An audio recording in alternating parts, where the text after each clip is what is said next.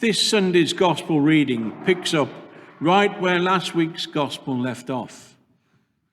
Last week, we heard how Jesus read from the book of the prophet Isaiah.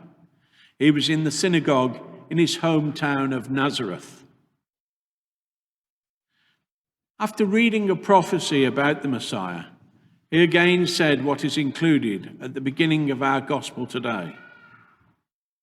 Today, this scripture passage is fulfilled in your hearing. In other words, he was claiming to be the Messiah. We learn that the people of Nazareth are initially impressed by Jesus' words, but at the same time, they were confused, asking, "Isn't this the son of Joseph?" They all knew his family. They were flabbergasted that someone so familiar to them could possibly be the Messiah. Jesus knew and told them that they would reject him, and he compared them to the Israelites who were obstinate and rejected the Lord's messengers, Elijah and Elisha. These words of Jesus angered the people, and rather than responding with any sort of recognition as Jesus as the Messiah, they reacted with anger and were going to try and kill Jesus by throwing him off the cliff. The thing is that Jesus wasn't declaring the good news for any personal recognition, sense of achievement or honor. He was declaring this news for people to hear and share. He tells them that he's been anointed to send the good news to the poor, to set the prisoner free, to give sight to the blind and the downtrodden free. The people in Nazareth can't see or fully understand this, and through their familiarity and suspicion, they can only focus on the fact that this is the carpenter's son. Ultimately, their blindness or lack of faith has now led them to reject the very words and works that they were originally impressed by. How often is it that our sight and judgment is impaired by the lives we live and the obstacles we place between ourselves and Jesus? The good news is that Jesus, all of these walls and obstacles that we place between ourselves and God, between ourselves and living our faith, can be obliterated.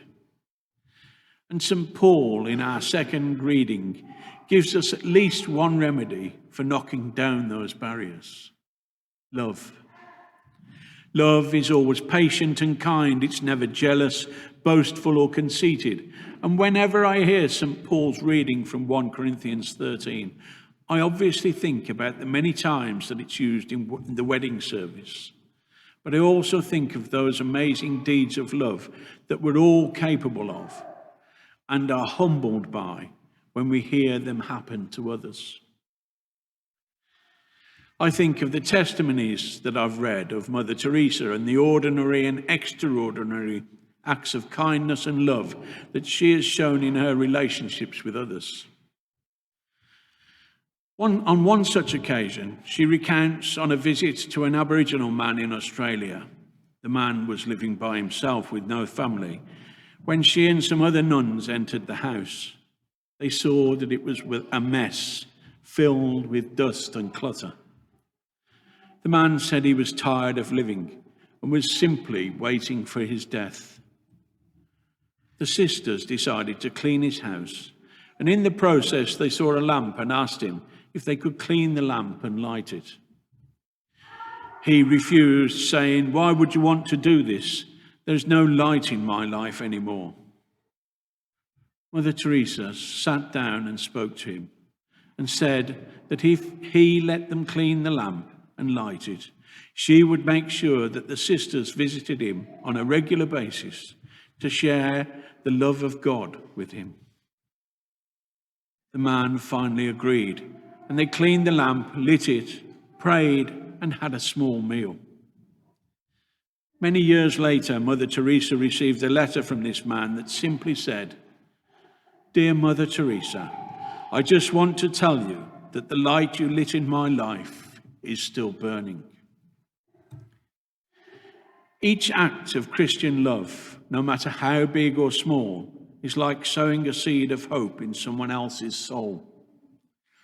It might grow immediately, or it might come to life on their deathbed when they finally realize the enormity of God's love and how freely it is available to them.